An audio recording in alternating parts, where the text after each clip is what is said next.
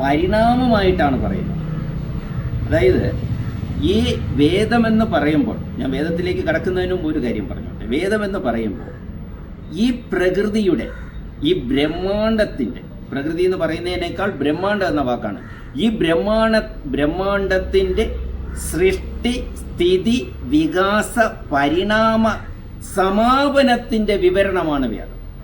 ഇതെല്ലാം ഉണ്ട്. ഇവിടുത്തെ സൃഷ്ടി എങ്ങനെ നടന്നു, ഇതിൻ്റെ വികാസം എങ്ങനെ, ഇതിൻ്റെ പരിണാമം എങ്ങനെ, ഇനി ഇതിൻ്റെ സമാപനം എങ്ങനെ, ഇത്രയും ബൃഹത്തായ ഒരു കാര്യത്തെക്കുറിച്ച് വേദങ്ങളിൽ വ്യക്തവും സ്പഷ്ടവുമായി പറഞ്ഞിരിക്കുന്നു. ഇപ്പം ഞാൻ പറഞ്ഞു വന്നത് മനുഷ്യർ സൃഷ്ടിയെക്കുറിച്ചാണ്.